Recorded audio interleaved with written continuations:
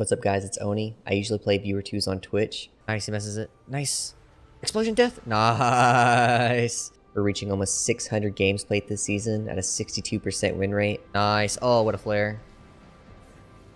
Let's go. Oh my, look at the damage. Holy shit. I wanted to make this video to go over my talents, my gear, and just give general gameplay tips for Voidweaver.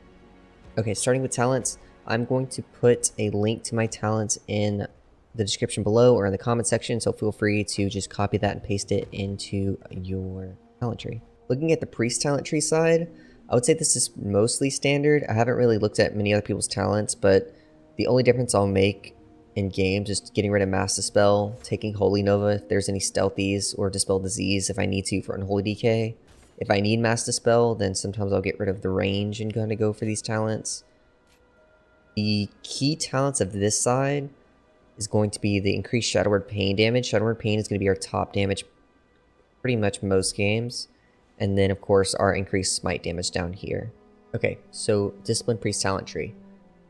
I am not going to take Radiance. I've always been against it in 2v2 Arena, and the fact that you have to cast it now just makes it just all the worse. Instead, we're just going to go for as many damage talents as we can get. So, again, Shadow Word Pain is going to be our top damage. We're going to get increased damage here. Mind Blast damage increased. Shadow damage and healing done increased. More Shadow Word Pain damage. Atonement healing increase. Holy damage. You'll notice a pattern here. More penance damage. And I think one of the biggest things is no evangelism either. So because we don't have Radiance, evangelism doesn't really do much for us. So no to evangelism as well. Okay, so for the bottom talents, we have Smite extends the duration of active atonement by 2 seconds. This is really good. Combined with this, Greater Smite just increases the damage of Void Blast. So the more Void Blast you can get out, the more damage you're going to be doing, and the longer atonement, you don't have to worry about re-upping or wasting globals on shields. On the right side, we have Blaze of Light. Again, more Smite damage, more penance damage. All good things. Searing Light, more penance damage. And Death's Torment's not really that great, but Expiation is, again, really good. Shadow Word Pain does a lot of damage, so Expiation ends up counting for maybe our second or third damage most games. I have a log right here from an earlier game. Shadow Word Pain, top damage. Smite, second. Expiation, third. Shadow Word Pain just pumps. It's insane. Lastly, for the Apex talents, I don't do it all the way. It's 3 out of 4. The extra damage from the reflection on the Void Shield just wasn't enough. I ended up just going with the extra holy damage right here. I think 10% overall versus the 25% reflect on the proc. The holy just seems to be better. That's also might be different. Going into the PvP talents, I have Inner Light and Shadow. Again, we always want to do extra damage and extra atonement healing right here.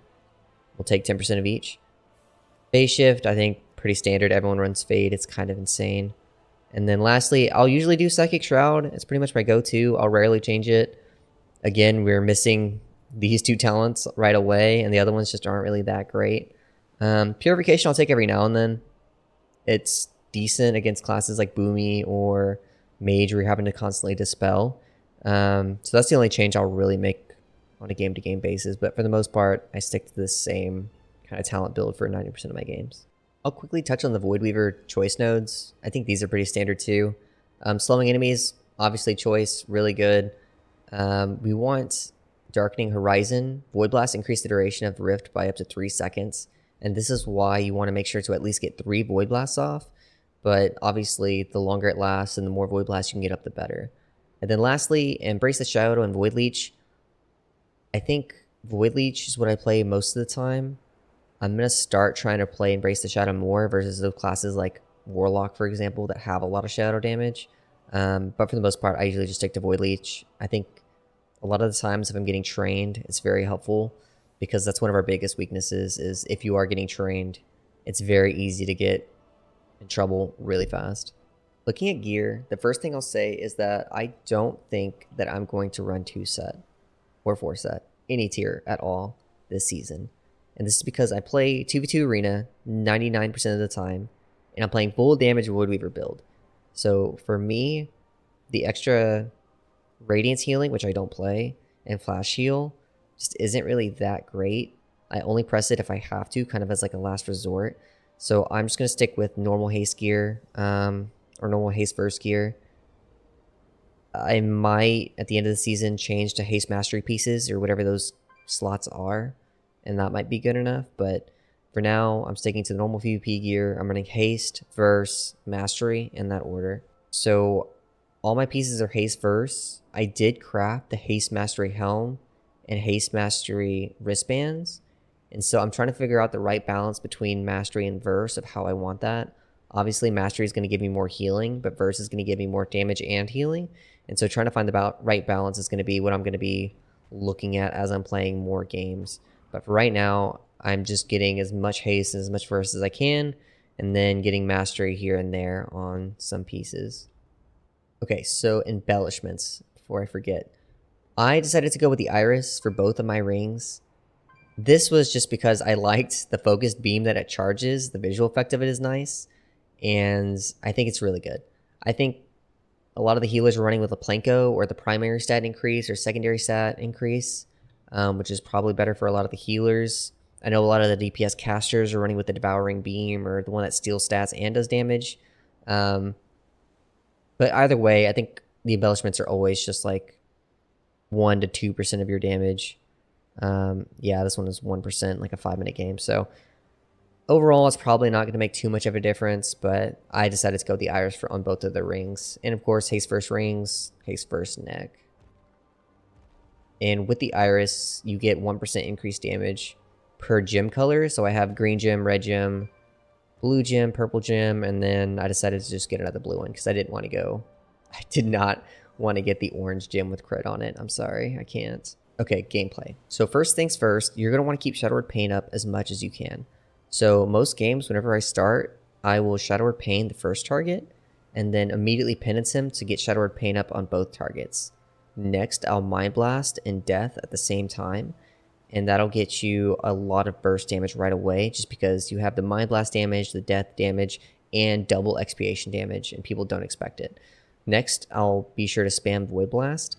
You want to always get as many Void Blasts in as you can, especially because we have the increased damage talent. The more Void Blast you get off, that's kind of stacks. And then it also has increased healing while Entropic Rift is active. So you have Void Blast that does more healing and Penance that does more healing. You also want to make sure to try and stay ahead as much as you can. So I usually use Pain Sup really early. That way I can focus on doing damage without necessarily being as worried about healing. This also lets my DPS play more aggressive and get more in their face and just kind of go out and be able to play the game. I think that the quicker you are to kind of get into the front seat and start driving them back into a corner, the better off, because now they're having to LOS, they're having to hide, they can't really play the game. All the meanwhile, you're still continuing to do damage. Okay, so with Voidweaver, there is kind of uptime and downtime. And so it's really based around Mind Blast. So whenever you Mind Blast, it's a 23-second cooldown. You have Entropic Rift naturally for 8 seconds, but you can extend it with 11 seconds with Void Blast. And so that means that whenever you have Mind Blast up, you're Void Blasting, you're doing a lot of damage, you're doing a lot of healing, you're fine. Now the problem is whenever you don't have Mind Blast up and it's on cooldown. So this is what I consider downtime. And so during that downtime, that's whenever you're not blasting anymore and you're kind of having to play a little bit more defensive. So now this is like 8 to 10 seconds, right? So this is a time where I am flash healing, powered shield, throwing penances out. Sometimes I'll throw in a Shadow Word Death if needed. I'll go for Mind Blast. I'll go for Fears. It just kind of depends on what's going on. But this is where you're most vulnerable to die. One quick tip I'll add is that whenever you want to ulti penance, always try to Mind Blast right before. Because the ulti penance bolts always increases the damage and size of Entropic Rift, and it makes it hit for a lot of damage. So, and it gives you more atonement healing. So anytime that you can ulti penance and Mind Blast before it, you want to try to go off. Now, sometimes if you just need to get the ulti off or you're going to die, then obviously just go for it. But anytime you can set it up into Mind Blast into ulti penance, the better. You can also, as the ulti penance is ending, if you immediately start going for a Void Blast, you can get those 3 Void Blasts off before the Entropic Rift ends, and it adds a lot more damage for both you and for the Rift itself. Okay, so lastly, I'm going to talk about kind of how you're countered and how to live big burst goes. So We are countered as Voidweavers whenever a team stops you from casting and doing damage. Whenever you're not doing damage, you're not really healing. And so if they're sitting behind a pillar, if they're LOSing a lot, if they're just shutting down you from casting by just spam kicking you, stunning you, CCing you, then you can fall behind really fast. So first thing, if they're sitting behind a pillar and you're playing with a caster DPS, you want to kind of set up like a triangle formation. That way, if they line you, then your DPS is doing damage to them. If they line your DPS, you're doing damage to them. And so you can still kind of poke that way. If you're playing with the melee, then you can either have the melee kind of just sit back and you guys kind of reset, or you have the melee just kind of knock them out, stun them, slow them, CC them. That way you can get into a position where you can do damage. Otherwise, you can kind of just poke as much as you can. But if you spend too long just kind of running around a pillar and not healing, not doing damage, then you usually are in a very bad spot and you're going to lose. If you're getting trained, there are two different situations.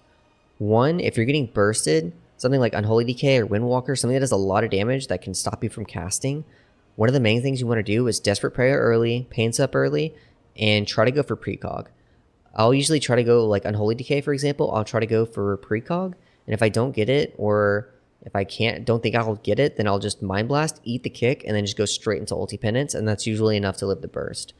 Now, if you're getting trained for maybe an entire game, which, in 2v2 is a lot of the times, then what I'll do is I'll try to line their healer and just make it a 1v1 with their DPS and me.